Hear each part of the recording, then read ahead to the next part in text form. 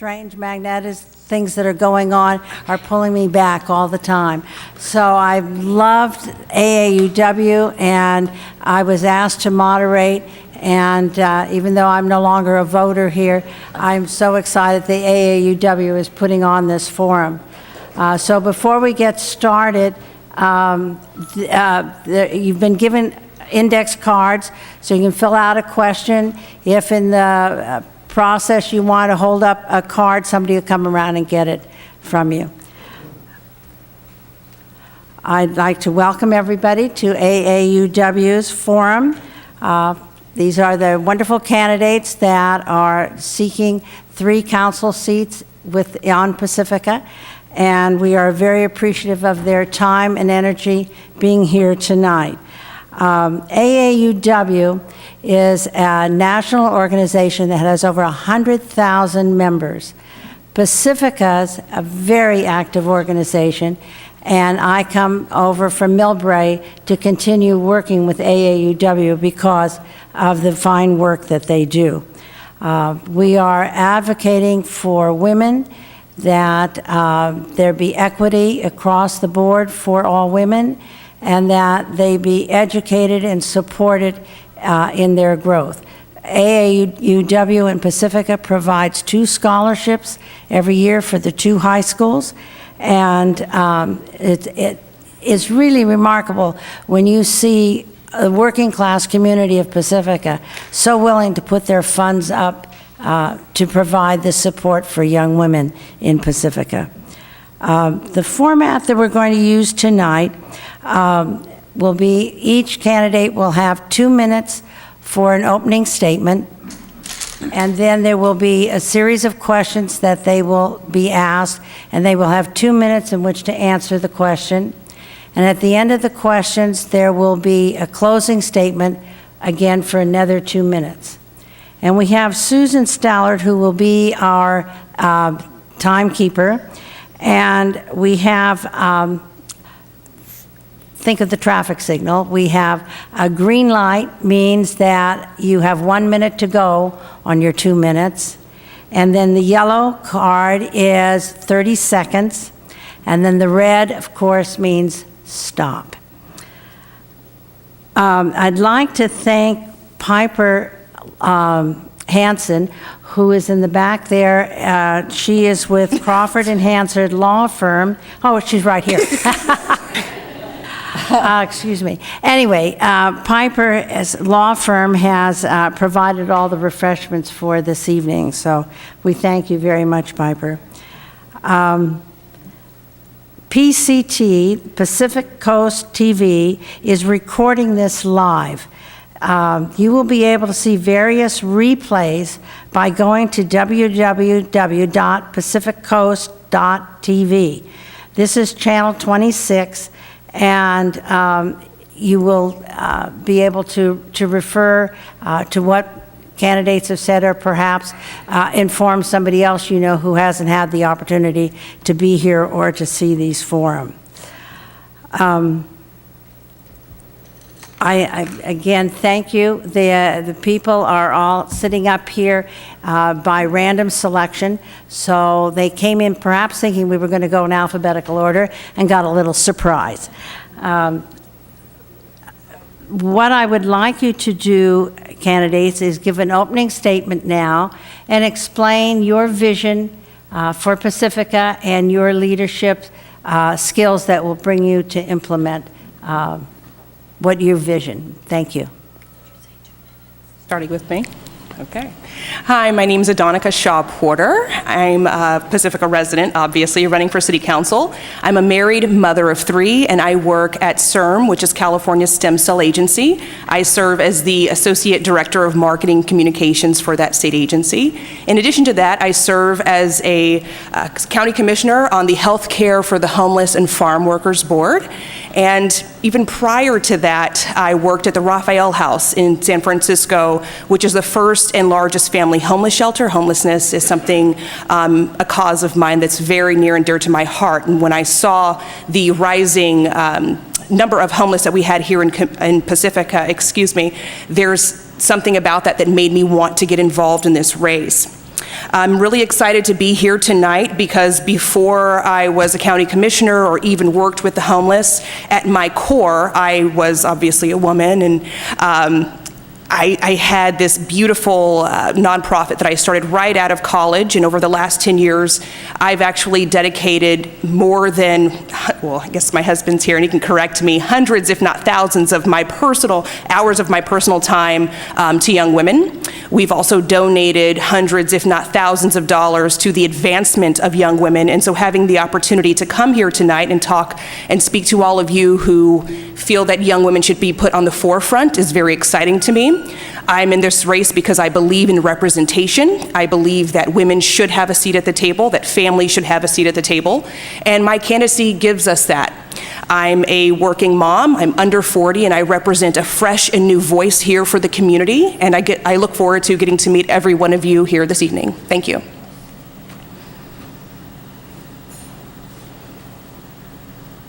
Hello, I'm Sue Beckmeyer. And 25 years ago, my husband John and I moved to this community so that we could start our family. We've raised 2 sons here, Robbie, who's now 20, and John, who's 25. And they were educated through Pacifica Public Schools. In the course of their education, I became educated about Pacifica through my volunteer work, and then later through my employment with the school district, which is where I currently work as a library media tech. What I have learned in the course of volunteering in this community is that it is a very connected community. I kind of make a joke sometimes when I say I've been here 25 years, because sometimes people say, oh, you're a baby. And there's a lot of folks who've been here a lot longer than that. And we have a lot of folks who've been here not as long, but we're connected by our commitment to the community. I see people volunteering in the schools. I see people raising funds for those who are not as fortunate. Personally, I'm in my 2nd year as the president of the Lions Club, which has supported scholarships for students and continues to support music in the schools, vision care, etc. I'm an active member of the Rotary Club of Pacifica, which also does a number of community service projects, notably some of the garden areas that you see near the Sanchez Art Center and near Ocean Shore School. I'm a member of Pacifica Women of the Moose, which does a number of service projects in town, raising funds for schools, students, sports programs. I've spent 3 years on the leadership of the Relay for Life organizing team. And I am the president of the California School Employees Classified Union. All of this experience has showed me, okay, go ahead. Good evening, everybody. My name is Mary Beer. I was born and raised here in Pacifica. I come from a large family who, my parents had a small business for 25 years, the Adobe Butcher Shop. So I know the importance of a small business and how it can connect people to the community. I'm the director of the Pacifica Prevention Partnership, which is a special program of Jefferson Union High School District that began in 2005 after an alcohol-related accident took the lives of 2 teenagers here in town. And one of those teens was my nephew, Jonathan. So it is my passion and my heart's work to help guide young people to make healthy decisions in a safe community. I'm also the facilitator for the Pacifica Collaborative, and I'm a commissioner for Park Beach and Recreation Commission. This is my 3rd year on the commission, and I served as chair last year. So over the years, I've been able to access nearly $2 million in grant funding, and I say nearly $2 million because we just got a new contract from the county, which I'm really proud of. We were able to draft and advocate for alcohol policy here in Pacifica, in San Mateo, and alongside David Canepa in Daly City. I'm a renter, and I'm a parent, and I have to work a job and a half to be able to live and work and play and worship here in Pacifica. And I think my vision for the city is that for everybody's children and their children to be able to do the same thing. I think we all deserve a chance to live and work and play here in this beautiful city, so thank you. Good evening, everyone. My name is Vicki Flores. First off, I want to thank AAUW for having this forum. We really appreciate the opportunity to speak. And also want to thank PCT 26 for once again filming another forum for us. I'm a 50-year resident here in Pacifica. Some of you may know me as the former CEO for the Pacifica Chamber of Commerce, where I had the opportunity to work with a lot of business owners here in Pacifica. A lot of you also may have heard that I was the opening manager for the Taco Bell that's in Lindemar, and I also managed the Denny's that used to be across the street. I have grown up in the city. I went to Sharp Park School, which is now IBL, and graduated here at Oceana, and also took some of my college courses here as well. My family and I have been here and have served this community for quite a number of years. I am currently on the board for the Boys and Girls Club of North San Mateo County, so I've had opportunities to speak with parents and teachers about what they see happening in this community today and what their vision is for our future. I'm also on the board for the Pacifica Beach Coalition, and in addition to that, I also run my own business here in Pacifica. My vision for this community is to see economic development take place, to see the Palmetto project come to fruition, not just paving the streets. And it's not just the Palmetto that we're looking at. Rockaway, Lindemar, Pedro Point all need support. So I'm looking at bringing in revenue. Anything that we want to do in this community is going to take money, and we have to find ways to increase our revenue and our economic development. Thank you. Hi, my name is Bridget Duffy. My family has lived here for 40 years. We've been renters the whole time, which makes us an endangered species here in Pacifica. My mother is 92, and she's received $1,250 in rent increases in the last 3 years, and she lives on Social Security. She's a vital person. She still creates art every day, reads the New York Times every day, and she deserves to live, and she deserves to live in Pacifica. My family has put a lot of tax revenue into the city. We've been contributors in every way, and the unreasonable rent expectations are driving people like myself and my family out of Pacifica. And my vision for Pacifica is that we would be a community where everybody could live. That you could have people who can afford a $2 million house, but you can also have people who can't. And that is my vision for Pacifica. I think we can accomplish it here. I think the people here have a heart of compassion for their neighbors who are being put out on the street. I see a town that is a blank slate thanks to the procrastination of the last few decades. I think if we grabbed hold of a vision that was green and ecologically sound, we would have, it's like when Jesus said, cast your bread upon the water and it will come back 1,000-fold.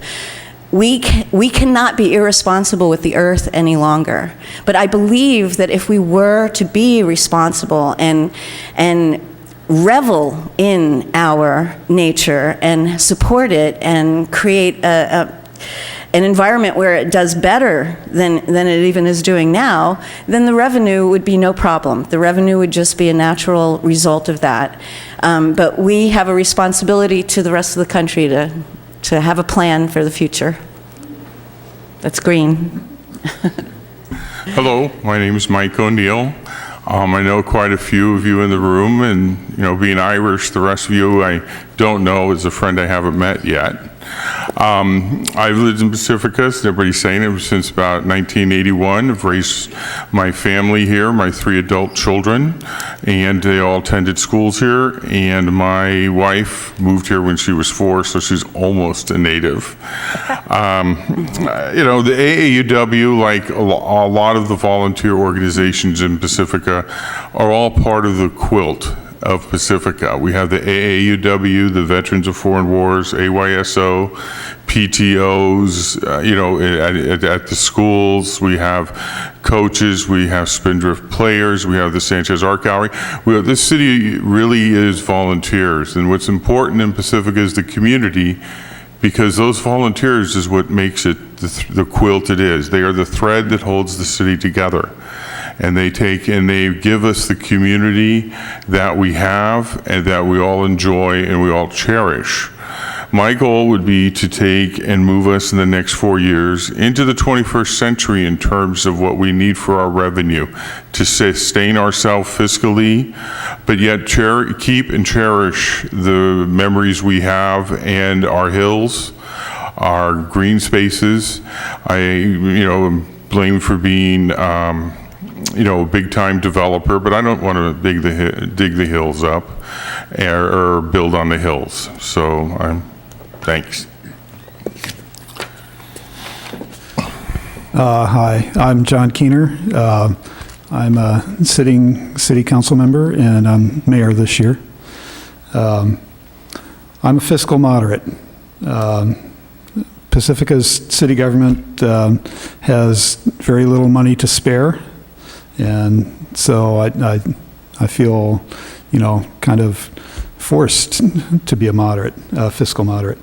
And for the coming years, I see increased expenses, increasing PERS, that's retirement. It's increasing by $800,000 a year, every year. So $3.2 million over 4 years. And the salaries that we're negotiating now are also going up. But we've negotiated a good agreement so far for both sides. I think the unions have taken a little bit less because they know that Pacifica isn't quite, the city government isn't quite as wealthy as some other cities. But I do see some new revenues. We're taxing now Airbnb like their hotels. We have the cannabis excise tax, and we have, in slightly longer term, the Beach Boulevard Hotel. And so I'd say my view is sort of mixed, and I look forward to the next 4 years. Thank you. Thank you. This first question is a consolidation of several cards that have come in. How do you feel about rent control or stabilization? How do you address the scarcity of affordable housing in Pacifica and the Bay Area? And do you believe housing development benefits our town? And what do you feel are our greatest assets? And we will begin with Sue. Okay. There is a scarcity of affordable housing in Pacifica. I think that there's an opportunity to build. I support the idea of increasing the amount of affordable housing in Pacifica.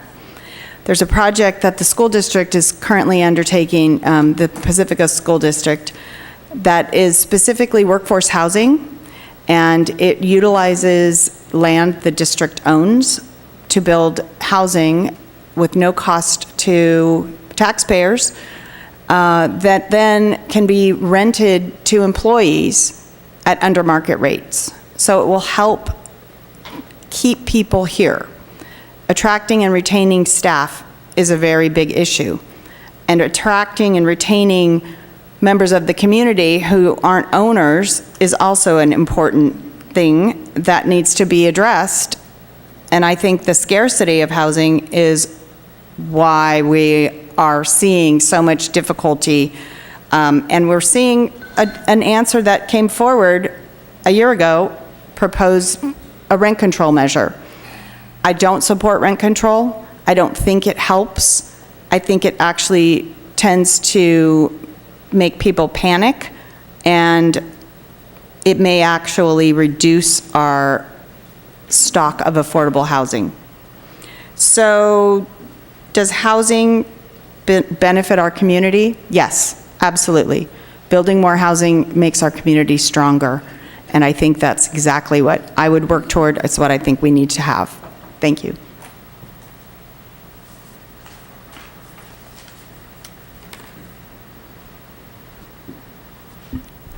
Is it my turn to answer next? Yes, Is that how we're that's going? right. Okay, Yes, thank you very excuse much. I wasn't sure. So I did some work on the rent stabilization ordinance, and Measure C was voted down by our community by a lot. And so I think the conversation needs to be about affordable housing now. There is a scarcity of it. I think we have an opportunity here to do some mixed-use development with some small businesses on the bottom and some affordable housing on the top.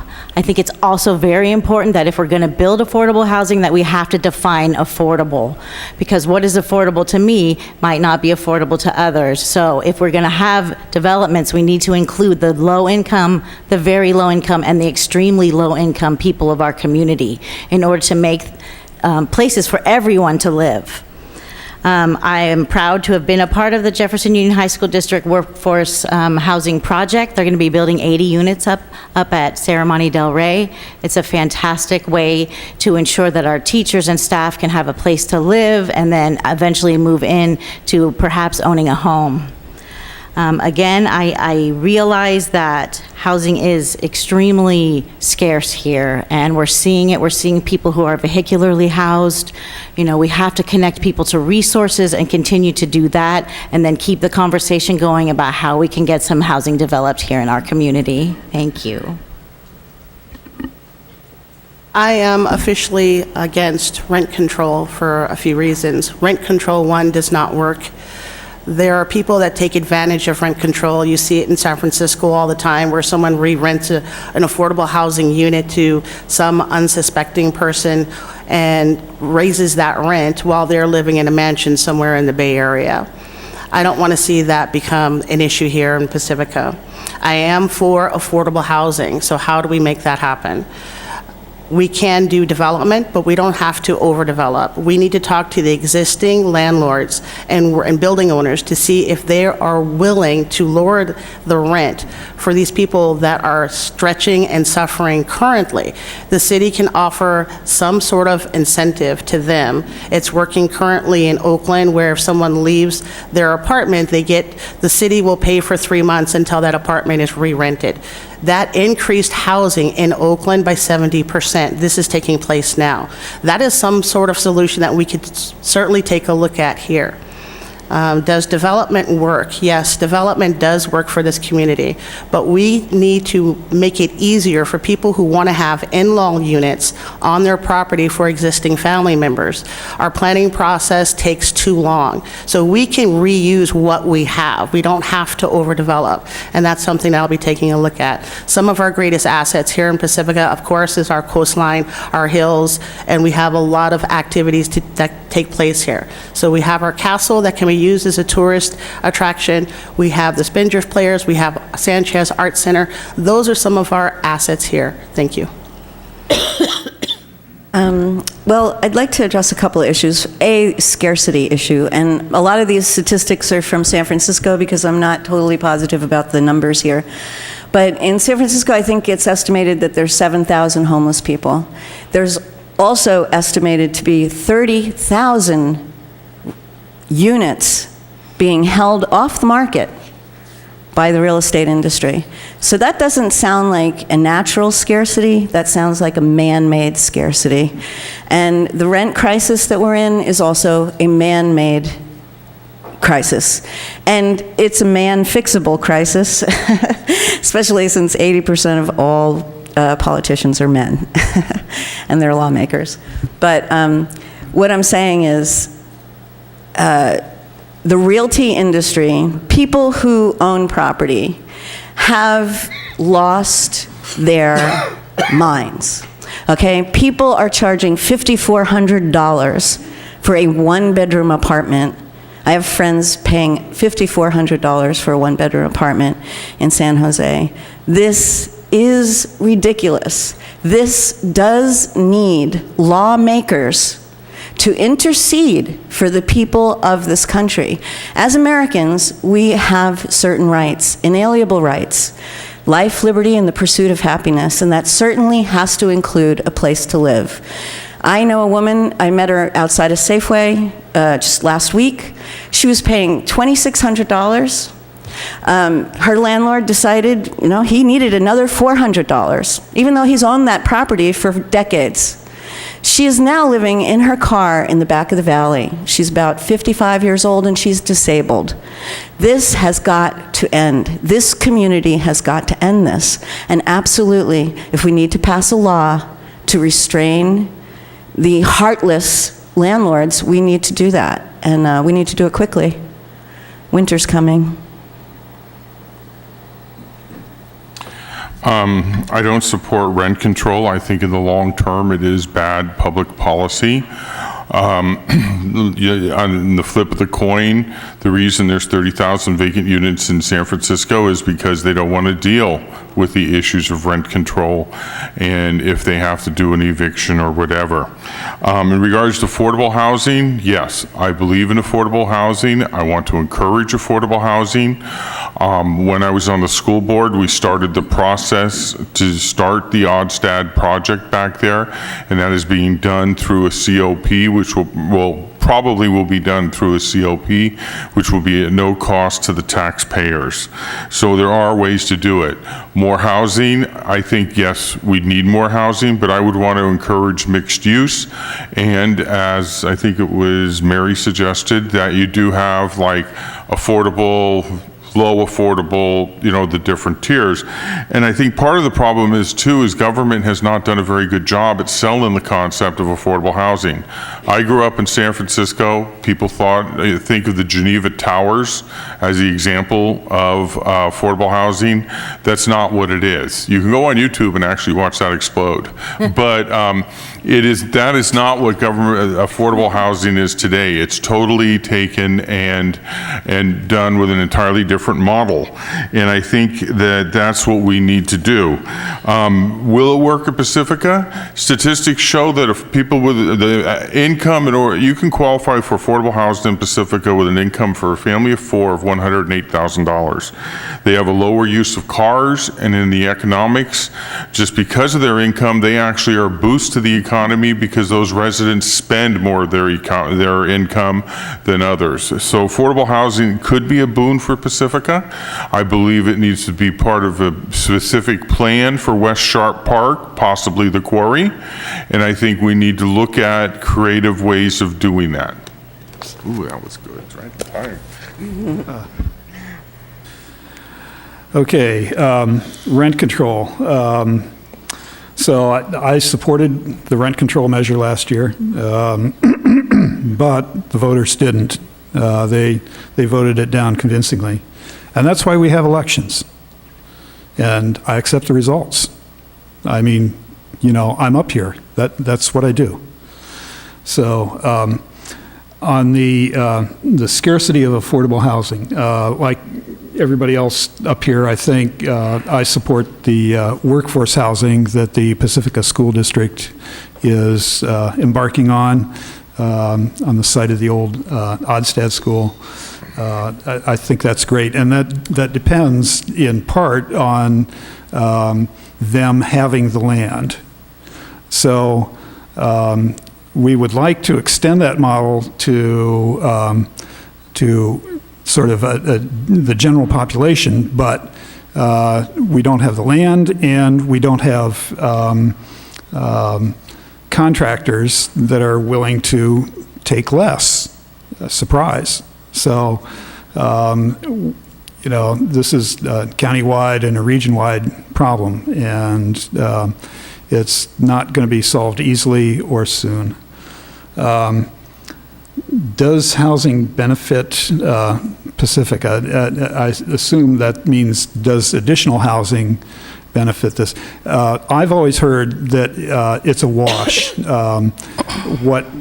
What extra revenue the city gets in property tax, the city has to pay out in, police and fire protection and so on. So it basically breaks even.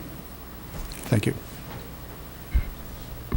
So I'm a renter, but I am not for rent control. I am for affordable housing for a few reasons. I do believe that there are a number of socioeconomic issues that we need to address first, one of which being a living wage that people should be paid in order to afford a house of their choosing or an apartment or whatever that might be for them. I'm for affordable housing.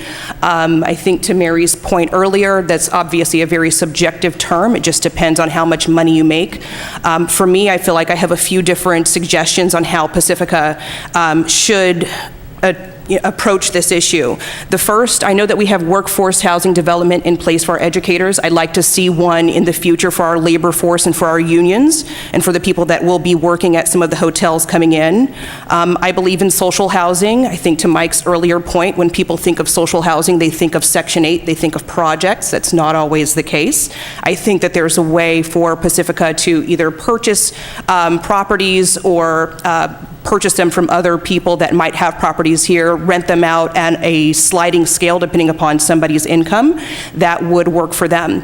I also believe in tiny homes. I know it sounds a little crazy and a little wacky, but I do think that tiny houses would be very appealing and attractive to developers and to people who would want to purchase them. Not only are they affordable to make, they're very affordable to own. You can put them virtually anywhere, and it's a housing solution for your millennials, veterans, people that are on fixed income, smaller families, and couples. I would say it probably takes around $30,000 to make one, but because we're going to use our union force labor to do that, it's probably going to cost us $70,000, but that's still very affordable compared to 1.5. So in addition to that, I would say that in terms of providing some of these additional housing units here, or even just places for people to stay to have housing or a roof over their head, I'd like to see some type of a streamlined process for accessory dwelling units. There's certainly a lot of opportunity, I think, for people who own houses here to add on to their property. Thank you. All right, Mary, we'll start with you. Again, this is a consolidation of several questions. Please identify new ongoing revenue stream. Do not include reallocating or redistributing existing municipal funds. Recreational marijuana has been passed almost 2 years ago. Why is it taking Pacifica so long to implement it? And how specifically would you develop a new base of tax revenue for Pacifica? Okay. So I think there's a few things here. There's a few different questions here, obviously. So some new ongoing revenue streams. I think we have a really great opportunity to promote our historical and cultural attributes of Pacifica, right? So we have coming up the Ohlone and Portola Heritage Trail, which is connecting 90 miles of trail across San Mateo County, and it all lands here in Pacifica. And coming up is the 250th anniversary of the Portola expedition, and we have an opportunity to bring people to our community specifically to participate in events around that and to use the trails. And I think it's a fine opportunity to promote our heritage and also our environment, because we have our beaches and our trails and everything that goes along with that. So I think we have an opportunity there. I also think we have an opportunity with the revitalization of Palmetto, by creating a downtown area, a destination place where people can come and they can eat, and by supporting the hotel projects on Beach Boulevard and the new library restructuring, then we can bring people here, people who will stay in our hotels, they will spend their money here. I think it all goes together. Why is it taking so long to implement marijuana policies? Because that's what happens when we're passing policies. If you look historically, it takes a long time even to push a policy through. But the city is doing a really fine job of going through all the different licensees and making sure that everybody's compliant, and then bringing them in to the retail establishments. So I honestly think it's going along just as it should. couple of ways we can increase our revenue stream. One is to increase our TOT tax, not just charge our current Airbnb, but I think we need to bump that up to match San Francisco. I think we have just as much to offer as they do. We have a beautiful coastline that most of our tourists would love to see. We have less traffic, so I don't see why we can't increase our TOT to match that. I think we should move our farmers market from Rockaway Beach and move it throughout the community to increase additional foot traffic for the other businesses, not only on Palmetto, but maybe in Pedro Point or even in the back of the valley. The farmers market currently in Rockaway creates a bottleneck for parking for the businesses that are there from time to time, but I think the rest of the community should have that advantage of having that farmers market moved around. That way you have foot traffic going to different businesses as well. I also think we should have bus tours here in Pacifica. We do have a lot to offer. We do have our Sanchez Art Center, we have our castle, and if it was up to me, it would be open year-round for tours. And a lot of people think, well, if we have tour buses, that'll increase traffic. That's 40 or 50 people you can drop off in each one of these districts and have that foot traffic between, let's just say, between 12 and 4 p.m. So that will increase revenue, that will help businesses stay in Pacifica and bring more businesses to Pacifica. If we do that, these buses leave by 4 o'clock, you come home, you don't have that additional traffic to worry about, and the businesses now have their regular business of the citizens coming here to either eat at their local restaurants or shop locally. So I think we need to make sure that people shop locally as well with additional shops like Beach Boulevard, and making sure we expand that area. Okay. Hi. Well, for one thing, as far as revenue, this building actually, there's been a plan in place, architectural drawings, funding even, to turn this whole piece of property, which Pacifica actually owns outright, into an oceanic discovery center. And almost everybody I've talked to thinks that's a fantastic idea. And it would bring a lot of people into the area, and they say the greenest building is the building that's still standing. So anybody who thinks that's not a good idea, I would really like to sit down and talk to you, because that would immediately bring people into the Palmetto Avenue without building another thing. Okay, but the problem is in Pacifica is there's a stuckness in Pacifica. There's a lot of people that have been in charge of things for a very, very, very, very, very long time.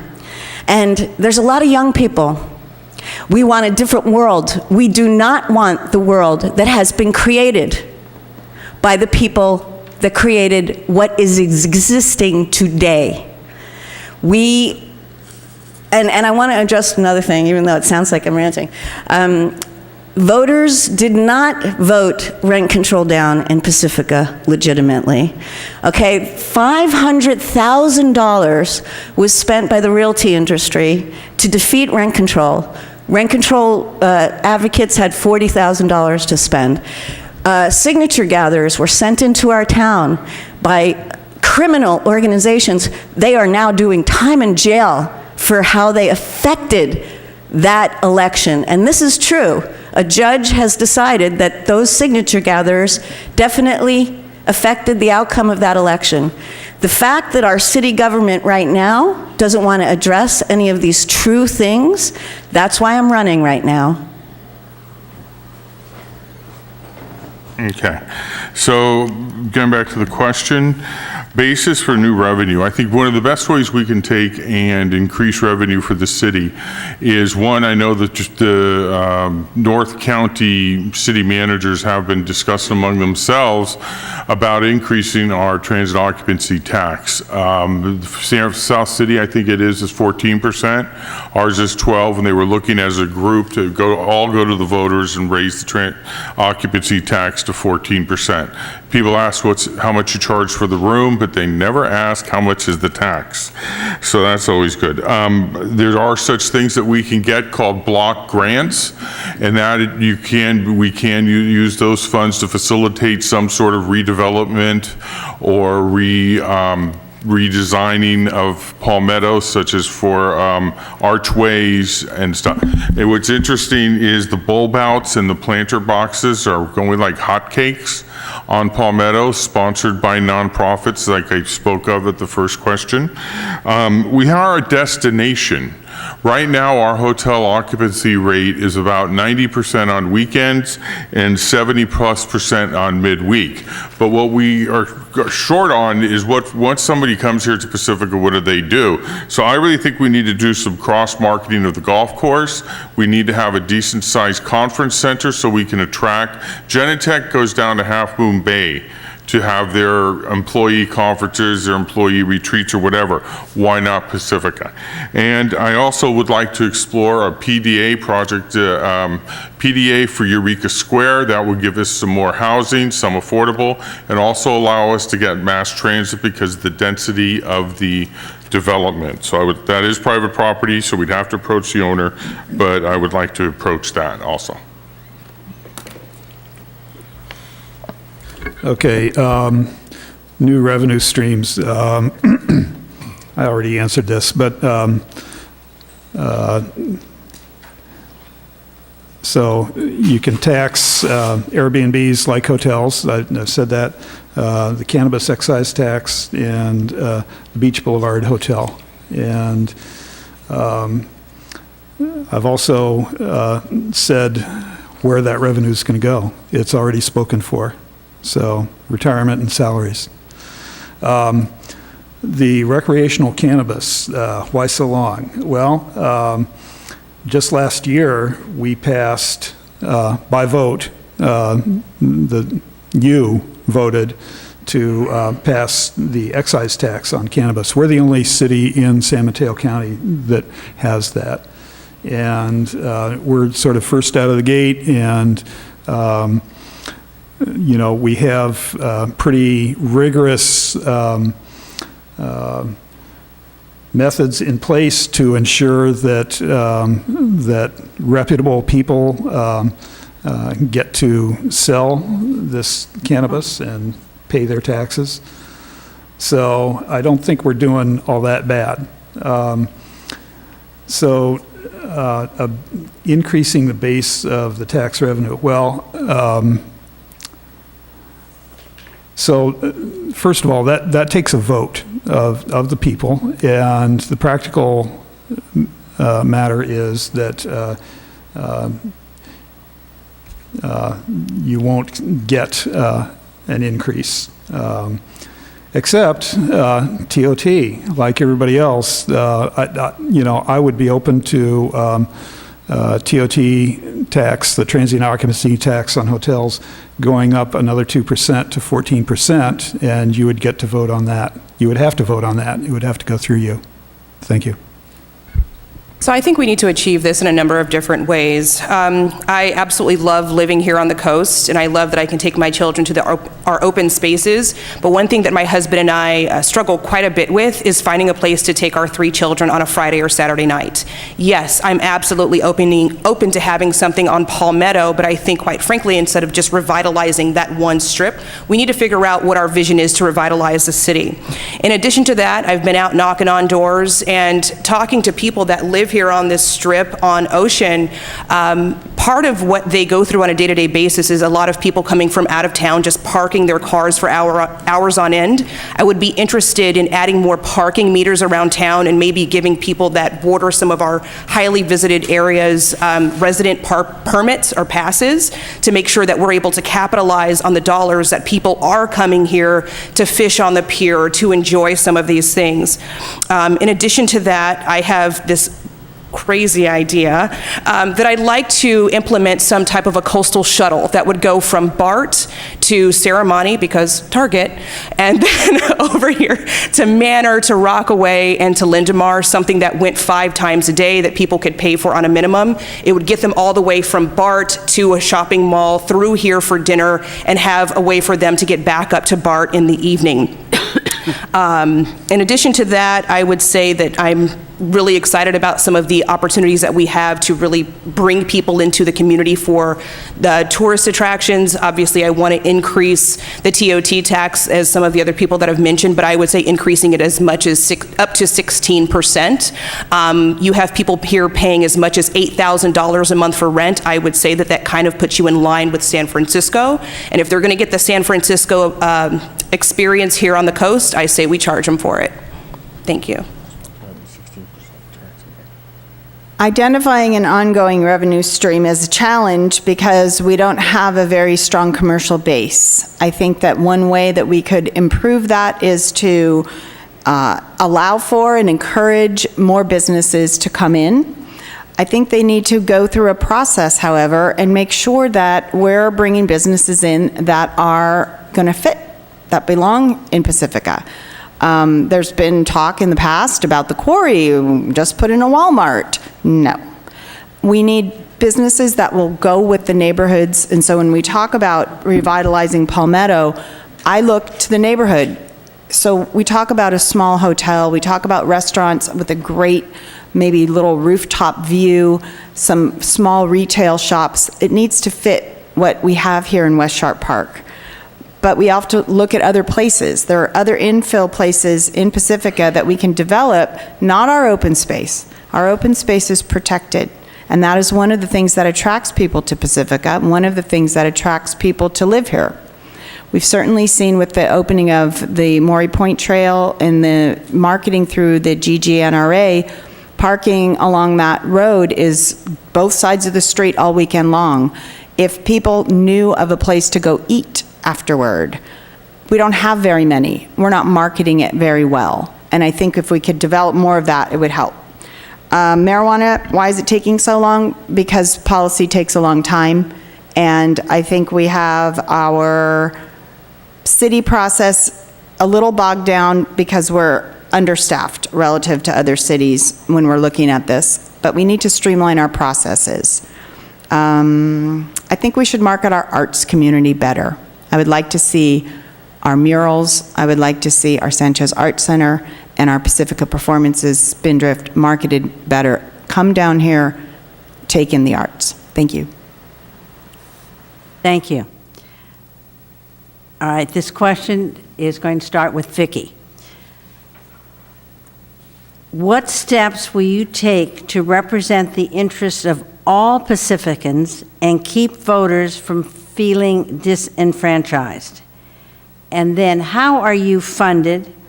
Who are your financial backers?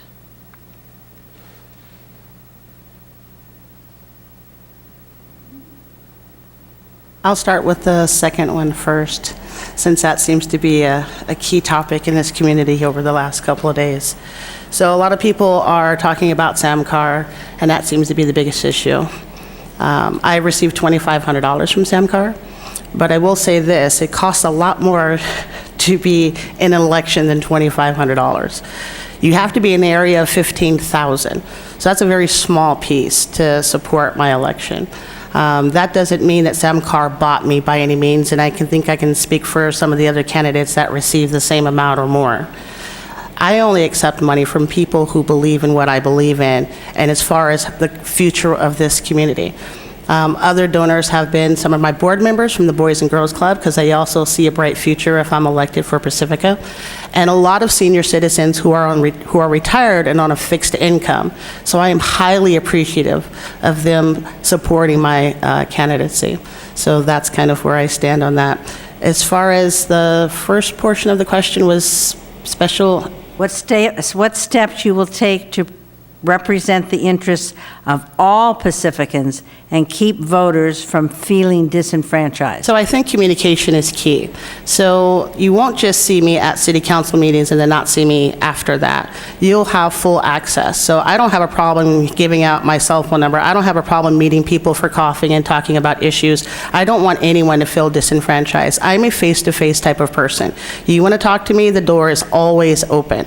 I come from an industry of technology where you end up working 24 hours a day or sometimes 7 days a week, and I worked with international companies, so I don't sleep very much. So if you are being kept awake at 2 o'clock in the morning, you can call me and we can have a conversation. That's not a problem. It sounds a little goofy, but it's the truth. I'm on the phone almost all the time.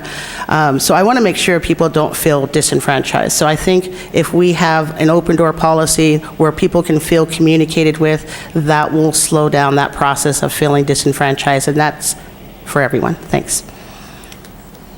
Well, I don't have any financial backers, and I'm not endorsed by any organizations, and I guess that could look a little lame. But when you think about it, I don't owe anything to anybody. Literally, I'm spending my own money, and I speak for myself. And I think that it's plain to see that I do say things that maybe other people don't feel free to say. And it's because I don't have financial backers, and I'm not endorsed by any organizations. I'm on my own steam. I'm doing this because I'm a citizen, and I've been attending city council meetings for about 8 years now, and it's very frightening to me that the people's will is not actually being accomplished by our government, either in city government or up above. So I wanted to also mention one other thing about the voter enfranchisement. I feel like people aren't voting because their vote hasn't counted. I mean, nothing is more discouraging to young people or anybody really to vote, and especially what we saw in 2016, where you're voting for somebody who actually won, but yet didn't win. I mean, this is a kick in the teeth to people.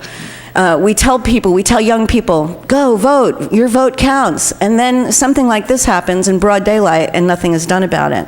So that's one thing. I think doing something about the voter hanky-panky that's gone on would be a good start.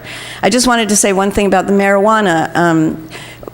I don't know why our marijuana stores weren't grandfathered in. I think that was wrong of our city to do, and I think people should be upset and call in and ask more about that, because I'd like to see an investigation done. I don't like the way our marijuana stores are being handled at all, so it's alarming.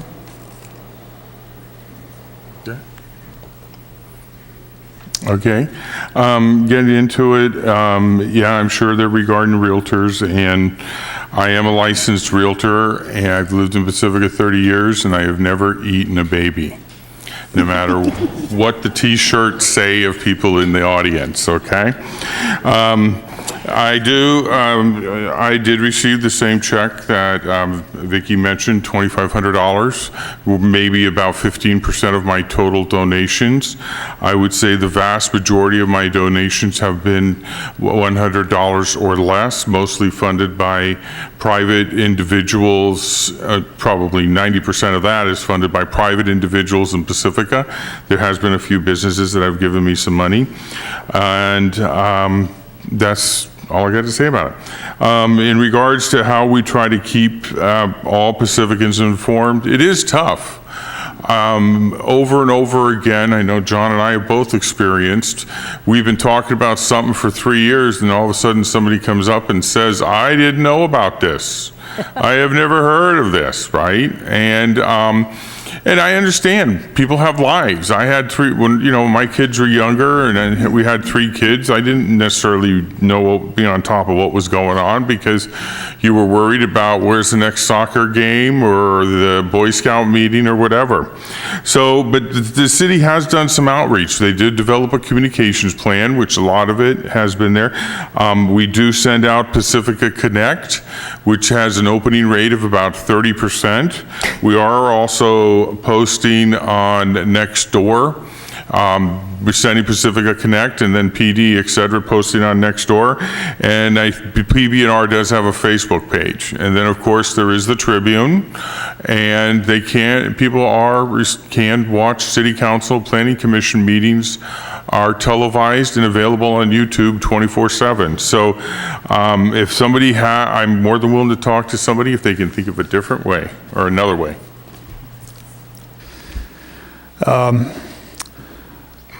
So how do I plan to represent all Pacificans?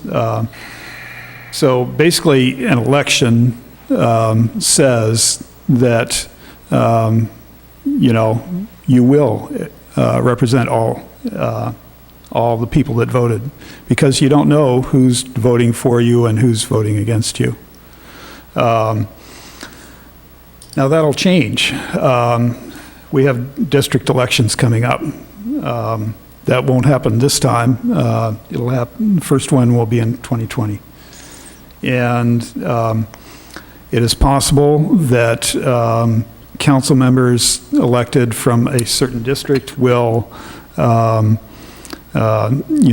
put that district first and say, okay, why don't I get the funding to fill potholes in my district instead of over there, and so on and so forth. That kind of thinking is just backwards to me. I just can't imagine that. I guess I'm old school. Regarding funding, I accept contributions from individuals only, not from businesses or organizations or what have you. Just today, I turned down a contribution from a cannabis outlet. I just said, sorry, I don't take it. So that's it. So, I honestly think we need a lot more town hall meetings. When I've spoken to my friends, even before I decided to run for office, that was the resounding answer that I got in terms of why they weren't as connected to things that were going on in the city. Yes, it's wonderful to get an email or to go on Nextdoor and whatnot, but I do think having interactive live meetings with people where you get to talk about things that are bothering you or things that are happening in your neighborhood could be a way to connect us a little bit more than what we're doing. One thing I would like to do, should I be elected, is what I would consider to be a rotating roundtable, where I would go around to different groups and organizations within the community to do a roundtable with them to debate or to talk about certain issues and give them some of the information that I would be privy to as a council member. One of the ways I think that we could probably do this more easily, and honestly something that's come up even for me in this election, is the fact that yes, it's wonderful that these types of debates are televised, but in none of the debates that I've been to or the ones that are planned do we have a translator. We have a very large Filipino population here, and we don't have anybody coming to translate into Tagalog. I think that if we're going to realistically try to get some of these messages out to the wider, broad community, we need to do more about making sure that people can actually understand what we're saying. A ballot is wonderful when it's translated, but all of these amazing debates that we're having would be even more beneficial if people could understand what we were saying.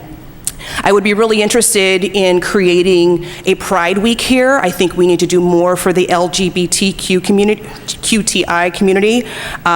It's something that my husband and I go to in San Francisco every year. I feel that we need to support and provide more supportive services and acknowledgement to that community that is here in Pacifica, And to answer your second question, labor is my largest contributor. Okay. I'll start with how are you funded. I too received money from Samcar, and I think that the reason they wanted to support me is because they understand that I get why we need affordable housing, but I also want to protect the interests of those who own homes and own property in Pacifica. I think we have to look at both. And most of my donations, the vast majority, are from individuals. I have a few. I have some very generous donors who've given me more than $100, but it's not coming from any one particular place. It's coming from across the community. And that leads into my answer to representing the interests of all Pacificans. And how do you feel you could keep people from feeling disenfranchised? I think that you have to be accessible. As an elected official, I certainly would be. I'm accessible now. I'm a member of very many organizations in town, and that's the place that we live. That's where we talk about things. So having town halls is great, and I think it's important, but you spend a ton of energy trying to get people to come to them because you can never find the perfect time. Doing work with the Library Foundation, we had a number of open meetings. So it's disappointing when you try to put a nice program together and you don't have a lot of people come. That says to me, it's not a convenient time, it's not, you know, you're not reaching the people the right way. So I think maybe having a town hall in a park with the Lookmobile coming from the library for kids to play while people talk. Perhaps down at the beach, having a town hall down at the beach. Let's go where the people are. Let's go to the opening day of soccer.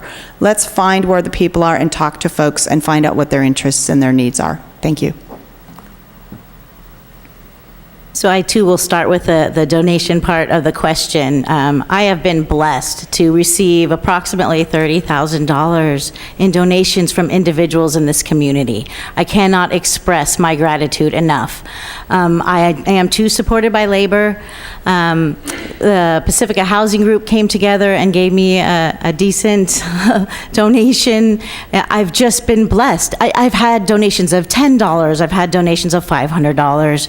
And there's something really, really wonderful about seeing a community come together to support me and to support our campaign in that way. So I want to express my gratitude as much as I can.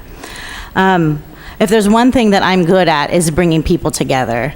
I'm really good at bringing people around the table who have different opinions and different perspectives and leaving together with a common goal for a healthy community, and I plan on doing that as often as I can. I've been knocking on many, many, many doors, thousands of doors, and what I find is that the folks on the outer limits of the city, they say that we don't hear from you. People don't knock on our doors. So I think moving forward, it's going to be really important to go where the people are, to have opportunities to talk to people from neighborhood to neighborhood, to be accessible in person, because I think that face-to-face is the absolute best way to communicate.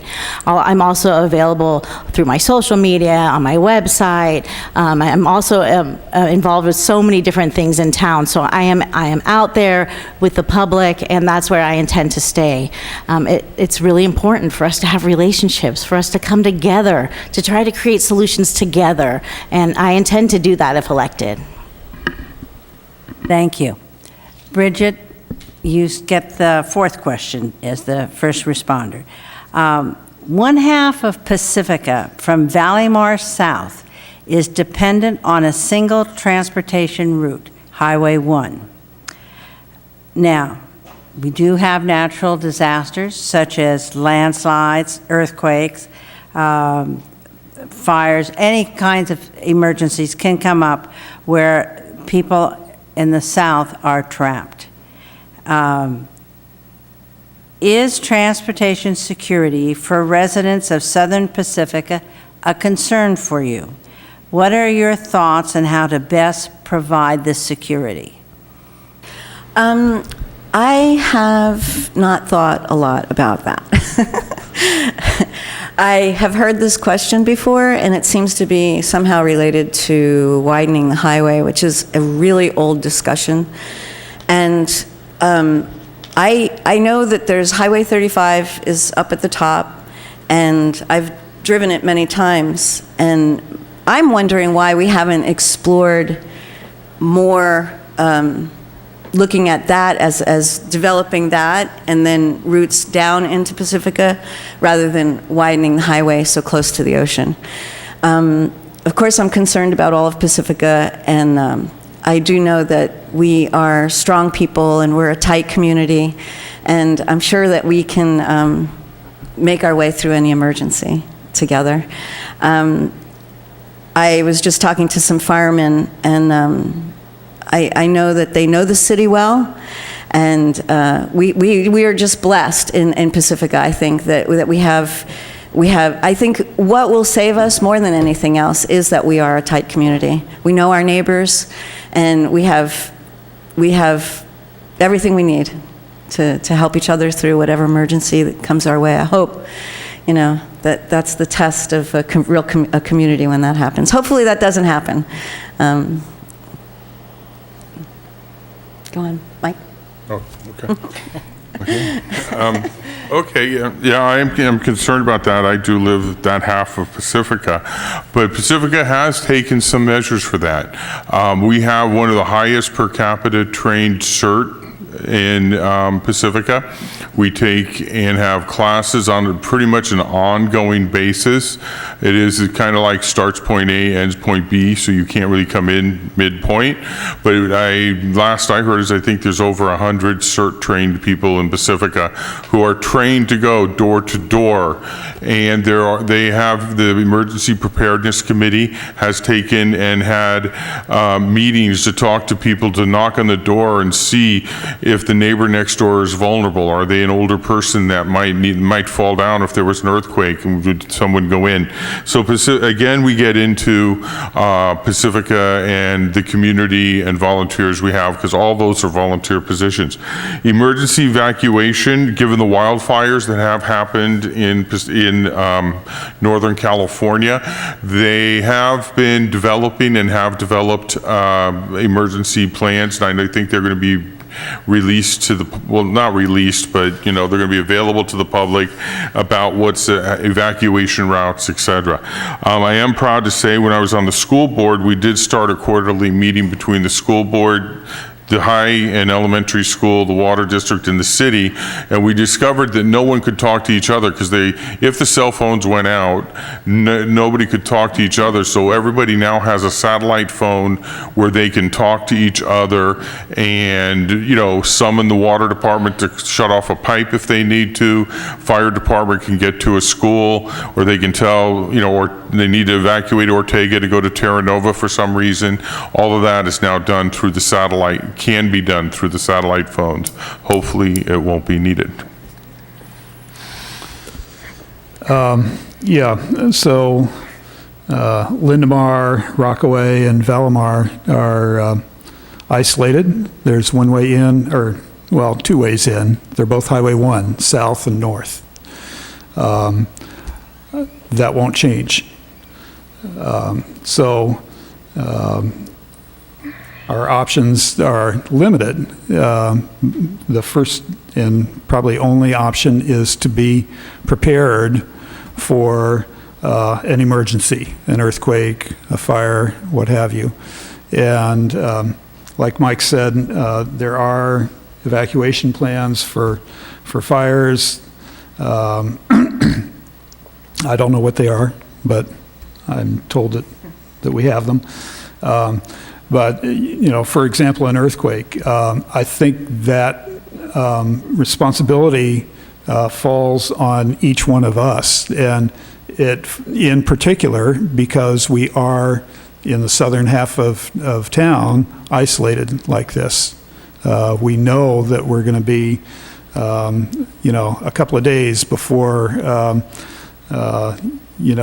rescue personnel get around to us. One program that sort of addresses this is one that Mike kind of referred to. It's called Map Your Neighborhood, and I've done it. You get to know your neighbors, maybe 6 or 7 houses in either direction on either side of the street, something like that, and figure out where their gas shutoffs are, and so on like that. And so that deserves a plug. So transportation, particularly in an emergency situation, is a huge concern of mine. I live on Terra Nova, towards the Fasler side between Manor and Victoria. My in-laws live all the way in the back of the valley on Odstad. They're older than us. We also have 3 kids, a cat, and a dog.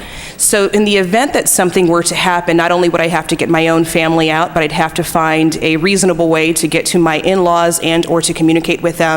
I do not believe we currently have any adequate plan that the entire community is aware of. I do know that we do have some evacuation plans, but I do question whether or not or how they actually integrate with surrounding cities like Montara, Half Moon Bay, and Daly City. I think what we probably should do is consider a regional, if not a county-wide approach to any type of emergency that happens. Certainly, we've got a supervisor for this area, and there's many supervisors, there's 5 of them for San Mateo County. I'd be really curious to see what they think we should do in terms of getting everybody out of the community in a very timely fashion. I know that we do, as was mentioned before, we have programs like CERT, and we have the Emergency Preparedness Committee. I'd like to see more marketing around those things so that people know that there's an opportunity for them to get certified or to get on to some of these committees. And I'd also like to kind of mobilize some of our veterans. I mean, yes, you can go through CERT and through some of these emergency preparedness programs, but we have people that have literally served this country that have a lot of the training that we could really use and utilize in terms of putting together an actionable plan. And I think that if we mobilize them and gave them a voice in this, that they might take it up and really have something really amazing to prepare for us in the event that we have a large earthquake or even a fire in one of our open spaces. Thank you. I concur with everything I'm hearing about being prepared. I think that's really what we need to do. I had the wonderful opportunity when I was growing up to live in Hawaii. And while I lived there, thankfully, we did not have a big hurricane, but very dear friends of ours had a terrible one in Kauai. And what happened was, they're on an island. There is no power. They came together. And that's what we would need to do in the case of a significant incident. Like my doomsday scenario is that the freeway goes down and we can't get out. We ought to take care of each other. And so I agree with the idea of knowing your neighbors. I think it's important for CERT-trained volunteers to have a little sticker on their house or something, because not everyone has the opportunity, can take the time to go through that training, but maybe CERT Light, where you could annually have programs to, is your earthquake kit together? Do you have your food? Do you have adequate water? Do you have pets? I don't anymore, but when we had cats, we had cat food in our earthquake kit. So we would have to be prepared to shelter in place. I agree with the notion of bringing the Legionnaires and our wonderful VFW folks together to help. And the Rotary Club and the Lions Club have a significant involvement in safety and emergency response. So I know that there would be help on the way. But mostly I think that we need to be prepared to help each other in the event of a significant problem. Thank you. So I absolutely agree that regional support is very, very important in this kind of situation, especially with our folks down the coast side, because they're going to be just as concerned as we are about getting in and out in case of an emergency. So collaborating with Montara, Half Moon Bay, Pescadero, Daly City, and all the first responders all along the coastline, I think is very, very important. I know that our city staff is very well trained in emergency preparedness. They're going to set up stations at the high schools. They all know what to do. I think it's going to be really important for people in our community to have access to some of these trainings. Maybe we can't all go to a training in person. Maybe there can be something online, a webinar or something, some other way for us to access the information so that we can all be prepared in case of an emergency. I agree with just about all of what you've heard from the rest of the panel. My concern is more along the lines of making sure we have the resources we need if we are cut off. We don't have a medical center here. Our closest hospital is Seton Hospital. I think we need to have a medical clinic here in Pacifica. If we are cut off and you need life-saving surgery, a first responder can't get to you for days, then what? So if we have a medical clinic with supplies, with someone with some skill set to provide small or large surgeries to save lives, I think that's key. Secondly, we need to make sure we have food available. So what is our deal with Safeway, or what are we doing with some of the shopping centers in case of emergency? We need to have discussions with them about how do we consolidate and make sure we ration what we have until we get the support that we need. Or we have a location where these resources are available. Neighbors will help neighbors when it comes right down to it. I have no doubt about that. First responders will be on their way. CAL FIRE has a process in place where they work with surrounding cities to support us in case of an emergency. But we need to be better prepared to help ourselves until they can get here. We don't know if we're going to be looking at an earthquake, tsunami, or fire. And in our case, we need to be ready for all three. We might be able to evacuate, but what if we can't? So I'm always looking at worst case scenario. How do we support ourselves? Do we have the resources to make it happen? And I think that's where we need to focus. Thank you. All right, Mike, you get the last question. What is your stand on managed retreat? How much control does Pacifica have in managed retreat? And what alternatives are there? Okay, in regards to managed retreat, I think, I do not think it needs to be stated in the local coastal plan. Down the road, maybe 50 years from now, maybe we will need to consider it. But as of now, the science tells us we have a 3% chance for it to happen in 100 years.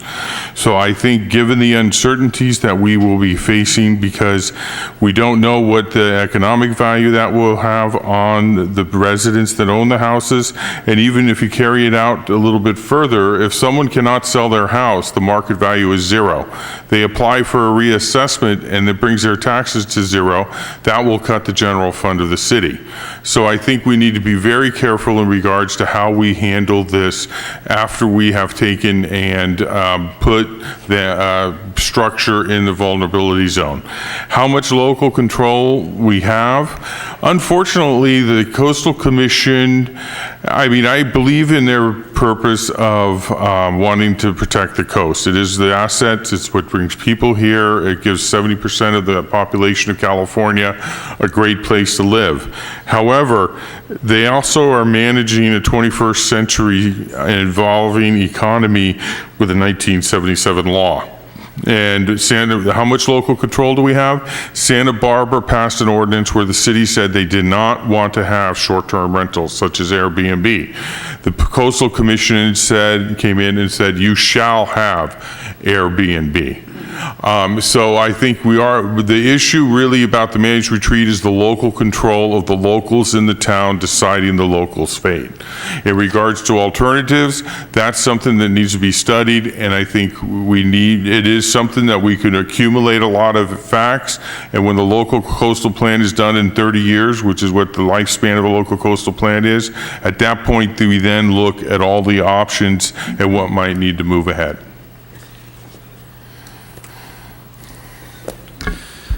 So I believe in protecting homes and businesses from bluff erosion and sea level rise. With respect to the Coastal Commission and managed retreat in our local coastal plan, the draft policies that we just drafted and produced about 3-4 weeks ago don't mention managed retreat. These are the actual policies that will be incorporated into our LCP. They were drafted by a former executive director of the Coastal Commission. So I think Pacifica has a fair amount of control. I think there will be probably some negotiation before we get to the final version of our local coastal plan. But the main thing in all of this is, where's the funding going to come from? We don't have funding for the major projects that are required, replacing the seawall and so on. And so the real determinant of, any adaptation to sea level rise is whether or not we can find the funding for it. So So, it's been an interesting couple of weeks. Every time we have a panel, I get about 200 to 300 emails about Managed Retreat. Yay! What's been quite interesting, though, is some of the information that people have passed along to me about the fact that their insurance company won't cover them at this point. There is a real concern right here in our community that people who have worked their entire lives to own their property may not have that available to them in the future, and there's also no money to relocate them. There's no money to give them another alternative to move into. On the other side of that, there's this fact that we are facing sea level rise. I don't think anybody in here or on this panel would dispute that. It's just a matter of when we realistically need to implement it. Right now, it's not included in our local adaptation plan, and I think until we have the opportunity to evaluate realistically where that money is going to come from, I would be in favor of continuing to hold off until we get more information. Right now, I also think that part of the problem that we would be facing, just to be completely transparent with you, is that there are communities to the south of us, even over here in Foster City, that have been either slapped with some type of legal action or the threat of legal action from the state if they don't decide to play along. Obviously, if we do not participate in adding it into our local coastal plan, I do worry that we might not get slapped with some of those same fines. So that's obviously a huge concern of mine. But at the same time, I also consider the fact that we don't have the money to remove everybody from the coast. I would be interested in putting more pressure on our county, if not our state level officials, because the entire coastline should not have to make one-off decisions about how their people are going to be removed from the coast, how they're going to insure their homes, where they're going to relocate, and how they're going to get the money to do so. I do see this as a state program, or problem, and until we have the opportunity to explore some synergy along all of the coastal communities and all of the officials that regulate some of those areas, I would be in favor of holding it off. I think that the requirement for a city is to take care of the citizens.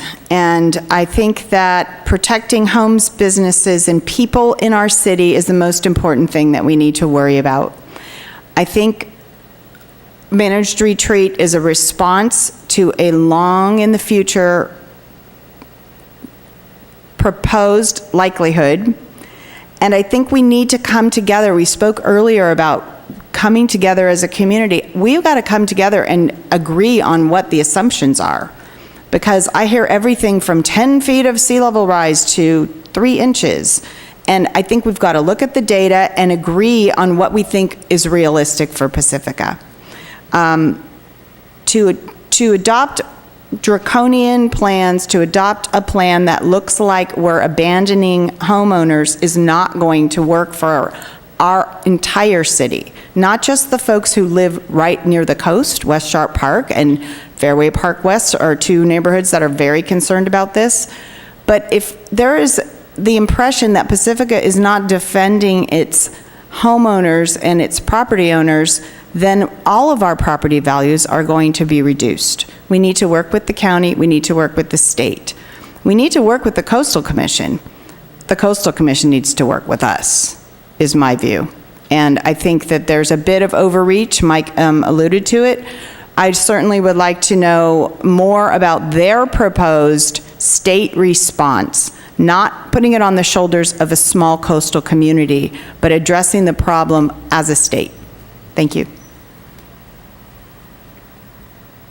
So, yeah, I have a few other things to say. I support the policies that have been presented to us. They focus on armoring and protecting our peoples, our properties, and our businesses. And if it is a possibility for the Coastal Commission to approve of a plan that does not include Managed Retreat, then that might be the way to go. If it not, then I would support a plan that includes managed retreat as the very last resort. Like if all else fails, then we have to plan. We have to have a plan in place so that we can manage the retreat instead of reacting to an emergency situation. As far as local control goes, I think that the community has mobilized and that they are asking for additional research and an additional time and maybe a second opinion. And I think if it's feasible for the city and if there's funding to do that, then we should respond to them in that way. Everybody has the opportunity to have their voices heard, and I think our community is speaking to us, so they deserve to be listened to. I am 100% against managed retreat. I think it's too early to put it in our plan. Outside of what you've heard some of the panels say, yes, managed retreat was taken out of the sea level rise plan, but it is in the adaptation plan. Make sure you take a look at it. It's a bait and switch, and I'm going to stand firm on this no matter what. I live right off of Palmetto. I've been in this town for 50 years. I'll be damned if I see my mom's home move over my dead body. It's kind of how I feel. You have homeowners here that have spent their entire lives here. They have worked hard for these homes. They have invested. They want to give these homes to their children. They want to stay here.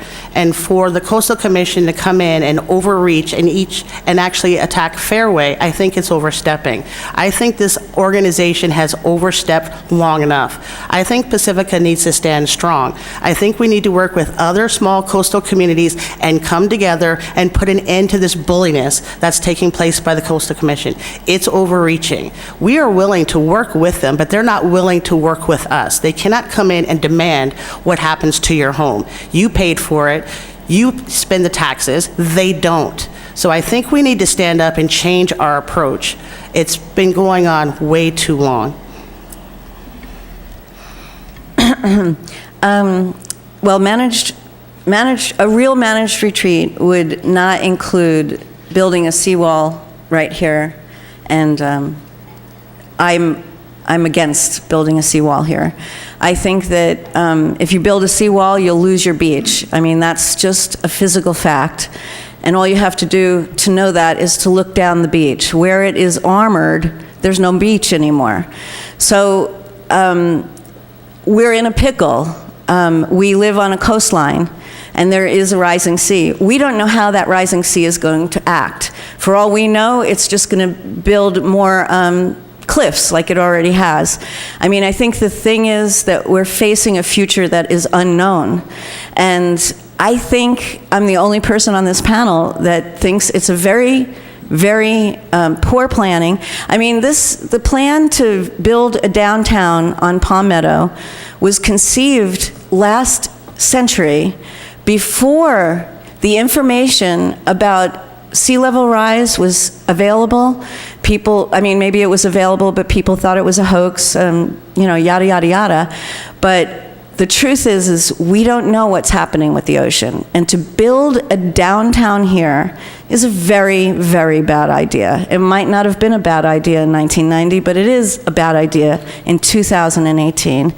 And I'm not advocating people lose their investments. As a matter of fact, most of the people that have made these investments are in the realty business, and they're probably landlords, and they've probably made quite a bit of money since they've been in Pacifica waiting for this downtown to be developed. So I think if we looked at everybody's tax returns, nobody's going to be losing. I think that if you restored the beach in front of this building and created an Oceanic Discovery Center right in this building, refurbishing these buildings, you could have the best of both worlds. You could have development, but you could also be prepared to retreat if that's what we need to do. John, you're going to start the closing statement. We'd like you to include in your closing statement the teen population. We heard today talk about programs for children and for seniors, but this question is, what can we do to improve the lives of teens? So if you'd include that in your closing comments, I'd appreciate that. Okay. Well, all right. So, I've said before, I'm a fiscal moderate. And I see the future, the near-term future of Pacifica. I think we have enough increased revenues to cover our increased expenses, but not much more, if any. I want to protect homes and businesses from bluff erosion and sea level rise. I've said that. It hasn't come up much in this forum, but I want to preserve our environment, the parks, the beaches, the trails, the steelhead, and other wildlife. That's one place where maybe some teen involvement through the schools could be a positive thing. So I was at, back then it was Alma Heights, it's now Pacific Bay is their new name. And I was talking to the students there about the creek that runs behind their school. It's San Pedro Creek. It's very polluted, as you would expect from for a creek that drains and serves as the storm sewer for 15,000 people.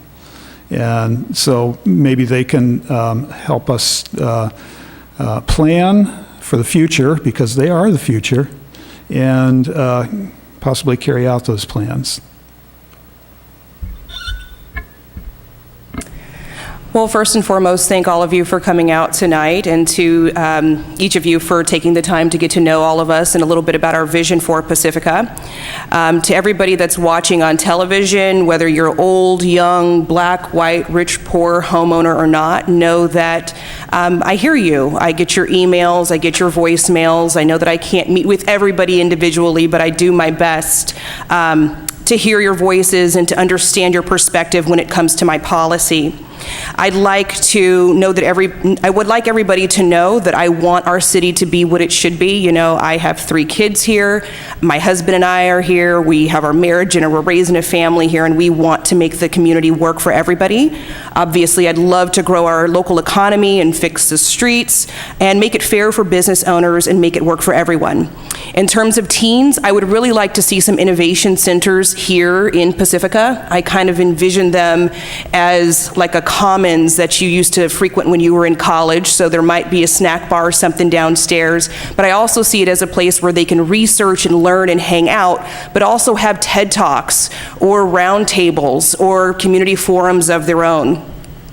To everybody in this community, we need your talents, your skills, your commitment, your energy, your ambition to help us create this grand vision for what I believe this community can be. I've been privileged to work in government and to serve the county and to work with elected officials, and to draft bills and policy. It's been quite the privilege to be in Sacramento. I hope to share and leverage those resources and that experience with all of you here in Pacifica. And if you have any questions for me, please feel free to call me, text me, email, send a dove, pigeon, whatever. I am here for you. I agree. It would be a great idea to have a commons for teens, a place where they could do research, where they could engage in technology, where they could hang out, where they could play, where they could have games, where they could have snacks. I call that a library. And that's something that I've worked on for many years in this town and will continue to advocate for and work for. I'm not the only one in town who's doing that. So I'm very hopeful to create that space. It's one of the things that we've discussed specifically is a space for teens, quite like the one that's in the new Half Moon Bay Library. I don't want to spend my whole time talking about that. So I will say that another thing I think we need for teens is jobs. And I think if we increase some of the local businesses, we'll be able to offer them jobs. Maybe CERT for teens. I think that civic engagement is happening with teens already. Assemblyman Mullen passed some legislation to help teens register to vote before they're 18, if they'll be 18 when the election comes on, and that's happening right now. So I'm really encouraged by all that. I'm encouraged by the work of the people who've endorsed me, all of the Pacifica Board of Trustees for the Pacifica School District, and most of the Board of Trustees for Jefferson High School District, State Senator Jerry Hill, Kevin Mullen, Don Horsley, and I want to take all of that support and add to it what I have learned in this community, volunteering and working for 25 years, and serve you on council. So I hope you'll vote for me on between now and November 6th. Thank you. I want to thank everybody for being here tonight, for coming out, to getting to know us. I want to thank the AAUW for having us here tonight. It's an honor and a privilege to be in front of you all today, and it's an honor and a privilege to be with all of you, so thank you so much for that. I've spent the last 13 years working with teenagers in this community. I bring teenagers together from all the different high schools, and we come together and do work. Youth-led research and policy advocacy work, and they've created surveys and collected data and findings and recommendations reports that they've been able to present to city councils and pass policies based on their work. This is the kind of leadership and leadership development that really is the key to everything that we need to do, because that's the kind of work that they want to do. You know, we need to create safe spaces for them to be, so that they can relax and trust each other and have adult allies that they can trust. I'm really passionate about working with our young people, and they are really passionate about our community. They like to say that they stay woke. And they are woke, and they're getting out there, and they're ready to protest at those RV parks for not allowing older RVs that are coming in, and they're doing their research. You know, we have a lot of really engaged, really smart young people in this community. So I know that our community has spent a lot of time divided. I think it's time for us to come together to try to create solutions together. You know, we have an opportunity to do that, and I'm just proud to be a part of it. Thank you. Growing up in the city, there's one thing that I remember. There's really not a lot for teens to do. That's why we have some of the issues that we have with drug and alcoholism in this community with some of our teens. Being the CEO for the Pacifica Chamber of Commerce, I have seen some of our teens walk down the street in broad daylight with a 12-pack of beer and not be in school.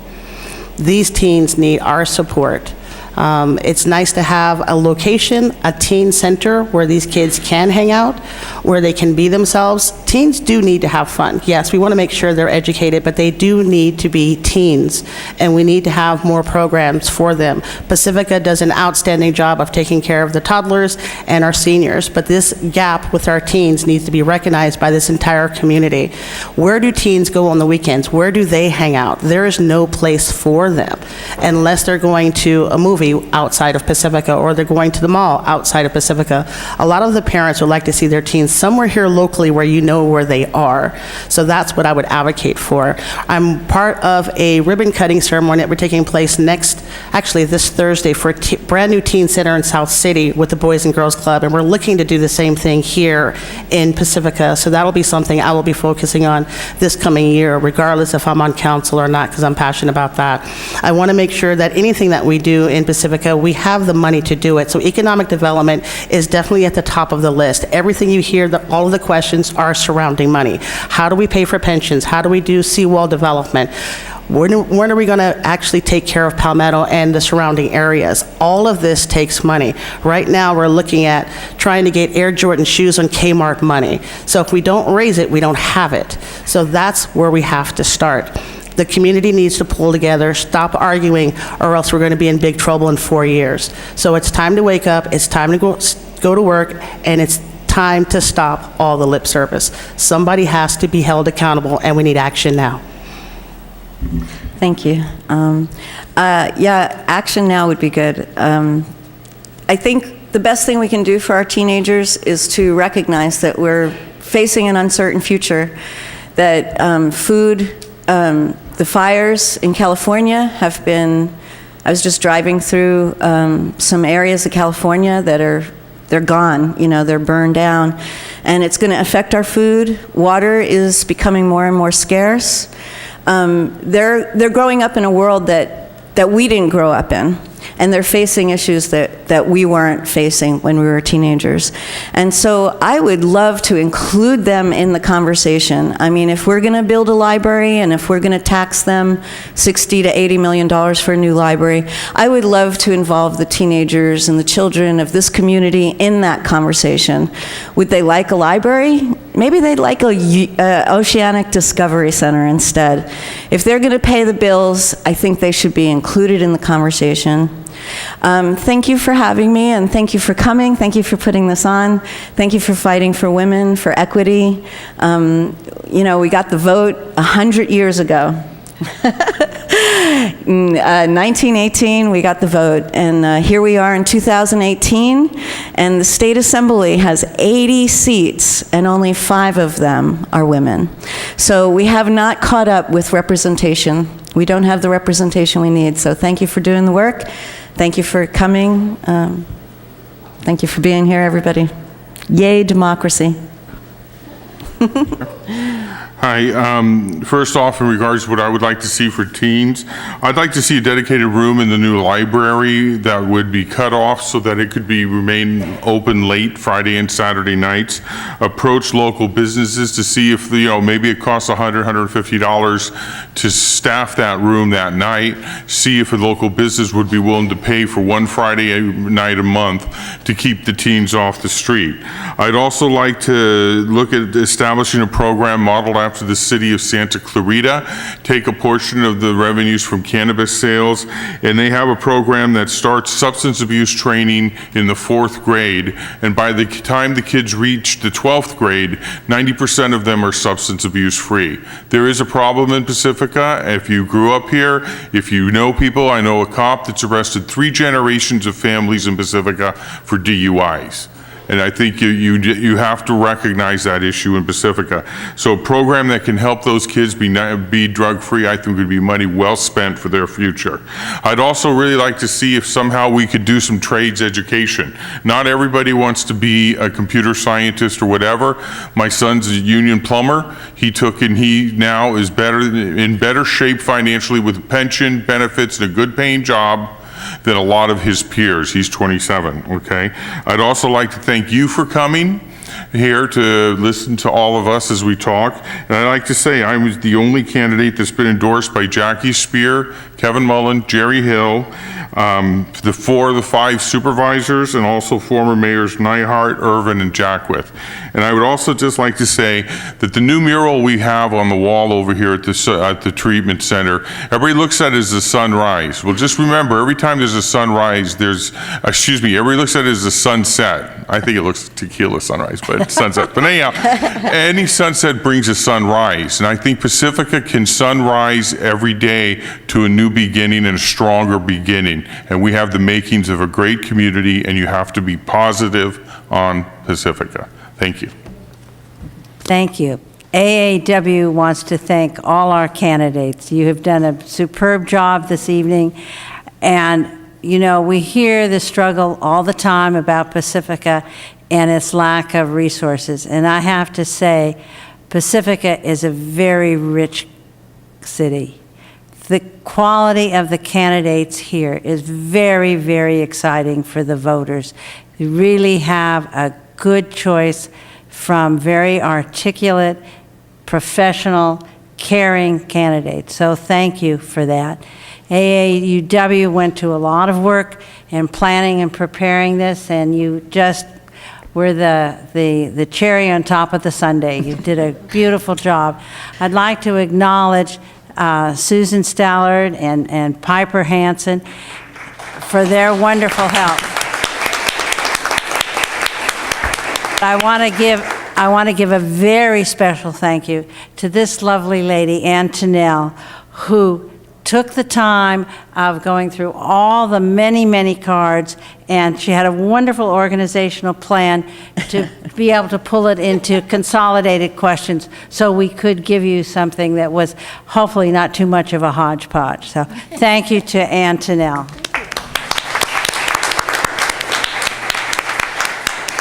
And finally, thank you to PCT for recording this. This is going to be wonderful for people to use as a reference. Election date is coming close, and I understand ballots are coming out next week.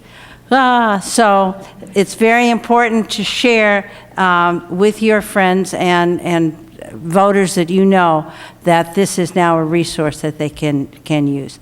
Thank you for such a successful evening.